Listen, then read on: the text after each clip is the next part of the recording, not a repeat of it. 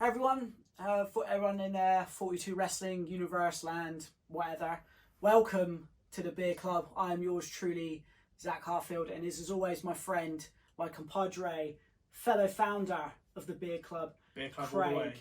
Craig, how you doing? Beer Club for life. How you doing, my friend? Yeah, I'm good, my man. Well, first off, I just want to introduce you to the new series we've got here on 42 Wrestling. I really love wrestling. I also really love craft beer. And I have recently discovered that there is a massive cross-section between these two things. And I'm going to be bringing you, every couple of weeks, just something wrestling-related beer, maybe to keep the minds off of these awful times we are in at the moment. Yeah. That I have recently found with my good pals at Top Rope Brewing. They're not their new brew, but you can buy it at topropebrewing.com. .com. Topropebrewing.com. You can order it right now. It is Top Rope's very own Cold Stone Cream Austin, which is quite good considering we are actually filming today on 360. Yes. So it worked. Hence the top. Have you tried this one before? I haven't, no. No, I think let's crack it open. Let's give it a try. Oh, nothing better. Nothing. There is no better sound. Maybe bacon. So this is actually a ice cream pale ale, which I generally do like ice cream pale ales. Omnipollo do really good ones.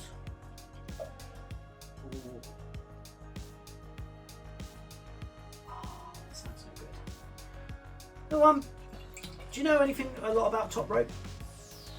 No, literally, I've just been introduced to Top Rope probably in the last 3 or 4 months by yourself. Never even knew that the brewery existed. Never even knew that they actually did wrestling-themed beers. Well, as wrestling fans, I mean, I love a craft ale and everything, but you can't I still love the idea of there being a wrestling beer. Yeah. And they specify literally in wrestling, like they're a wrestling brewery. It'd be good to try and get that brewery to go to a wrestling event. I do know they have every year they do their Rest Ale Mania, which is like their birthday celebration. Yeah. They hold it up north. I think they're based in Liverpool, round about there. Yeah, up in there. I just looked into it a little bit. They up in Liverpool. I think they do shipments out of Liverpool, shipments out of Wales. They've been around, I think, since 2015. But yeah, they're a good brewery. Real friendly guys, and also I will say right now, all the beers won't be Top Rope. I know I'm really bigging them up, but they are such polite guys, and hopefully if anyone can see this and buy some more of their beers. I mean, we're all wrestling fans. They're also vegan friendly. All their beers are vegan friendly. And I recently just found out that they are going into a collab with one of my favourite breweries, Brew York. Ooh. So I cannot wait for that. I don't know anything else. All I know is that Brew York and Top Rope Brewing, that is a match made in heaven. Yeah. Anyway, cheers. Cheers. This is the first beer on the Beer Club. Cheers, everybody. Nice vanilla notes there. Oh yeah, that's smooth. Very smooth.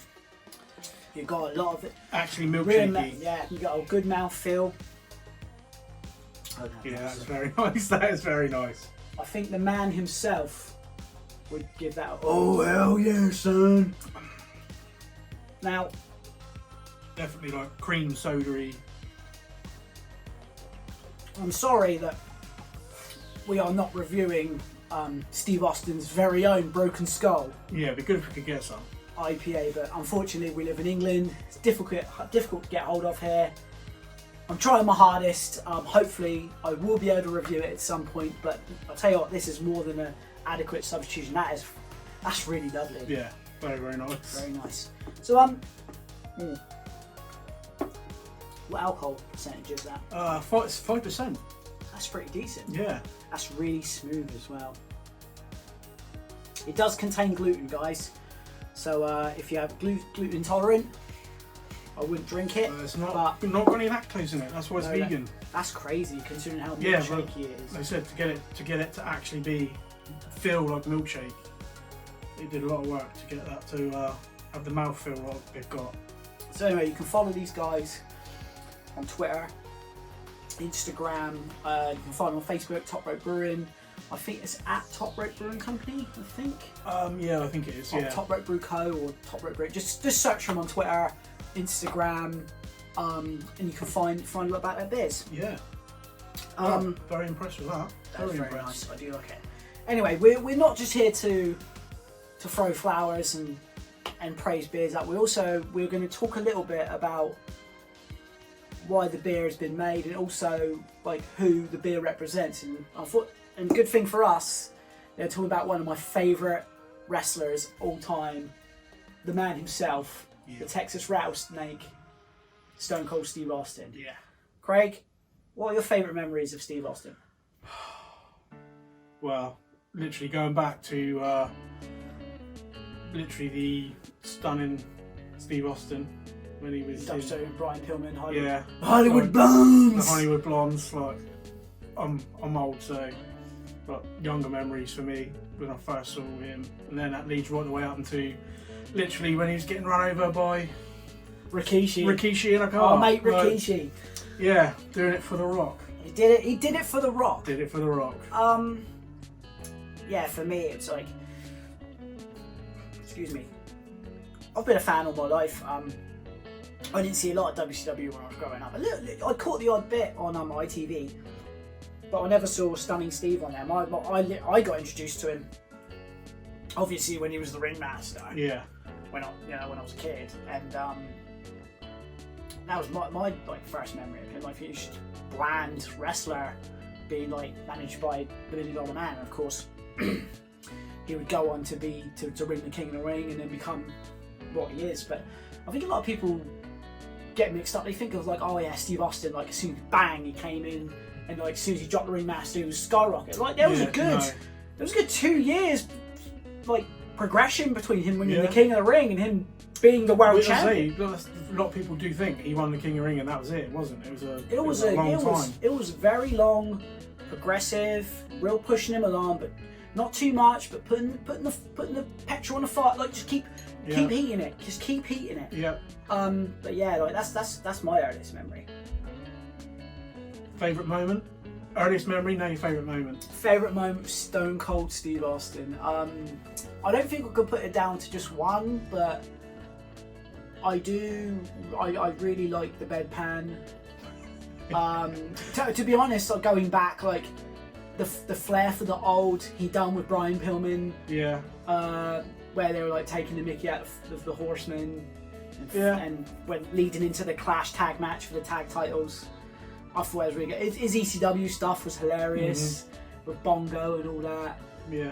I generally like the heel Austin character as well. Yeah, that was cool. It was alright once you got your head around it. And also his GM stuff. I know I'm skimming over his good stuff, but his GM stuff with Eric Bischoff, I got a soft spot for. The redneck triathlon and all that. I really like. Your favourite? Literally, my two are the hospital.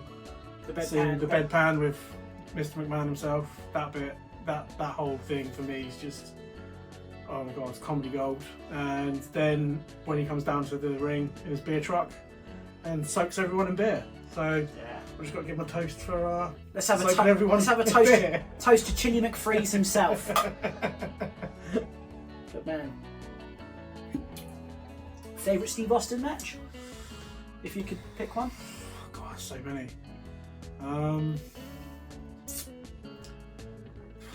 To be honest, there's so many. I'd say it's got to be him against, at the time period, I'd say him against The Rock. Probably their second match at WrestleMania. Or WrestleMania 17. Yeah, that would probably. Houston Astrodome. Yeah, about the time when I was sort of like at the right age for that Attitude Era. Yeah. He was wearing this going into that's probably my favourite match. He's probably had better matches, but just for me personally, that one sticks out. Even with the finish and the beating Rock up with the chicken. Yeah. Oh, to be honest, that's that is one of his. I best think it's matches. that WrestleMania in itself. WrestleMania 17 was one of the good WrestleManias. We hold it in real high regard, Yeah. and I think that main event was the perfect main event for that show and for that time. For me, I love his match with Bret Hart. I know everyone says it, but genuinely, that's one of the best matches I've ever seen. Yeah. And to be honest, I think his matches with Dude Love, when like his first title reign, they were really good. Mm. Yeah.